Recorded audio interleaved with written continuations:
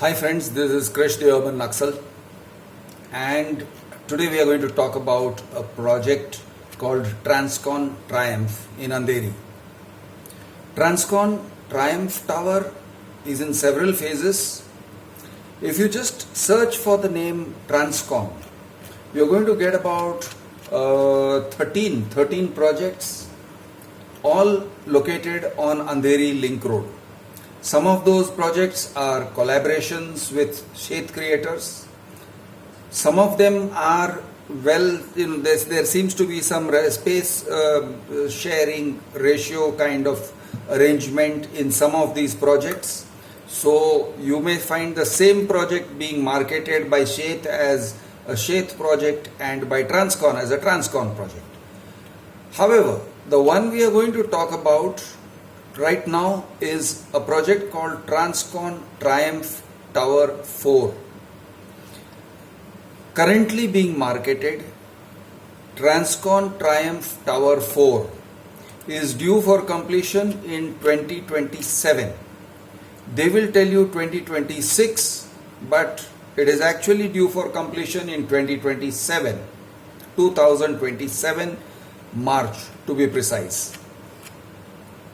The previous towers may also be sold to you. If you go to their sales office, they may offer you flats in other towers, that is in Transcon Triumph Tower 3 or in Transcon Triumph Tower 2. Now, the way they are marketing it, it is not very clear. They create a bit of ambiguity, so it is a bit difficult. So speaking as a customer, I had to sort of circle around to the same topic again and again with the callers. Which tower exactly are you marketing? Is it Transcon Triumph Tower 4? Lot of vagueness, they keep shifting around. Anyhow, at the end of it, I managed to pin them down to Transcon Triumph Tower 4. And so I'm going to tell you about Transcon Triumph Tower 4, but also the others because it is related. The important thing to know about Transcon Triumph Tower 4 is that it is an SRA project and there is a lot of litigation and a lot of mortgages. So I'm going to explain some of the litigation and the mortgages to you. Flat buyers should be aware if there is a very large amount of litigation on any given property. It is a red flag. It means that they can get into trouble if they put their money into such projects. So what is this saying? What is the RERA site saying? On RERA, these people have declared a very large number of litigations right there on the site, apart from what is declared inside the title search document. On the site, you have a number of cases that are in High Court, a very large number of cases that are there in City Civil Court, and then also some cases which are before DDLR, that's Revenue Department. There are cases before SRA. There are cases before Stamp Duty, IGR, Pune, Inspector General of Revenue. So in this way, you got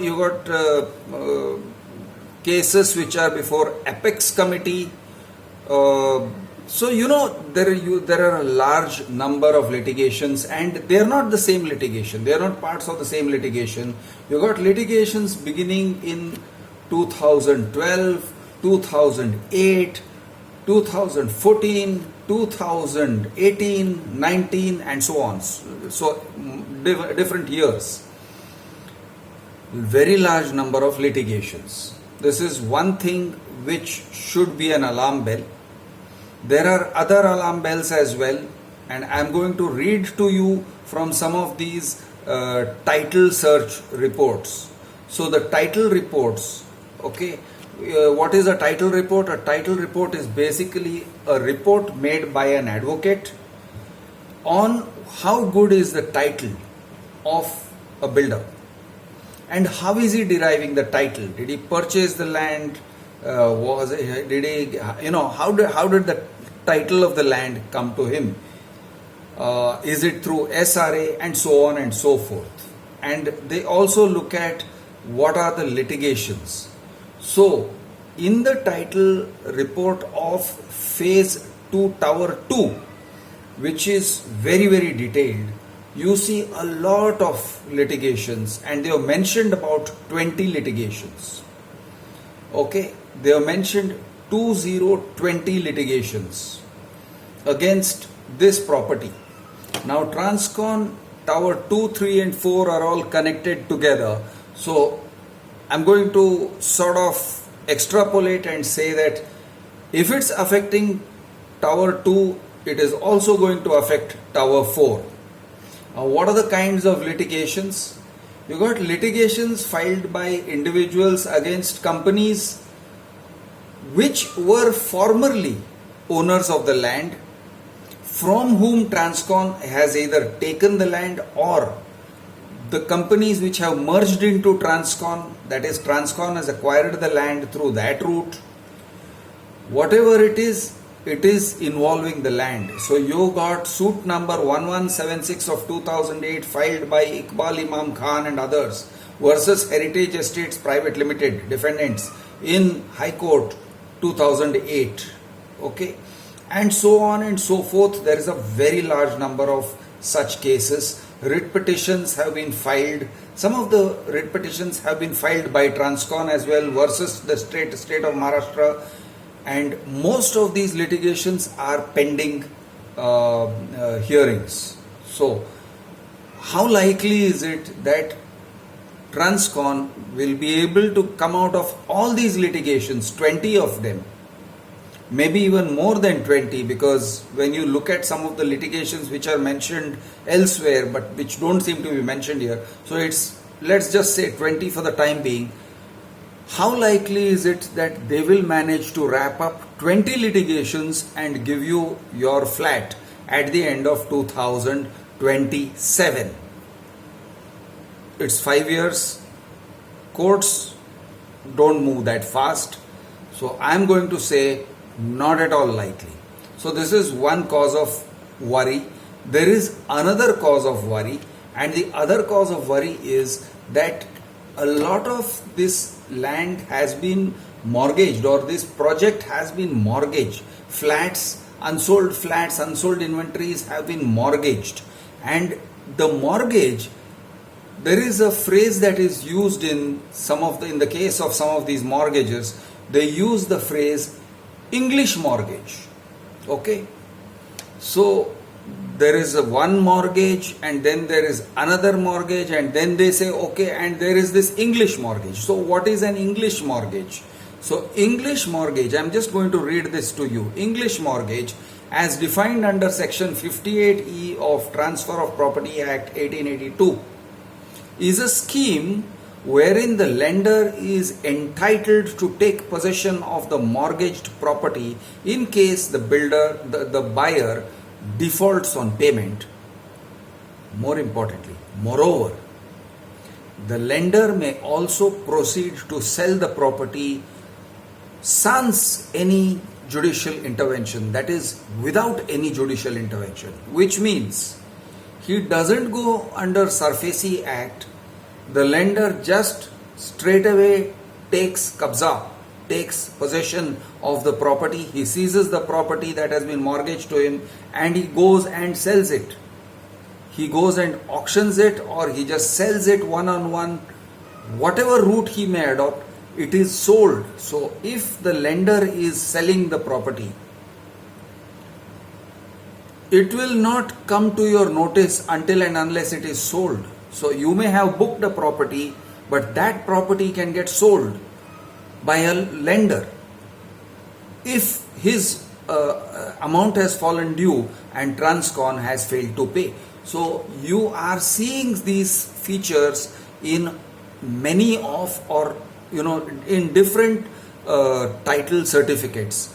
The English mortgage. Now that, my friends, is very scary, and if you guys have a sense of security. If you guys want your money to remain secure, you want to make sure that you don't lose your money because your family depends on you.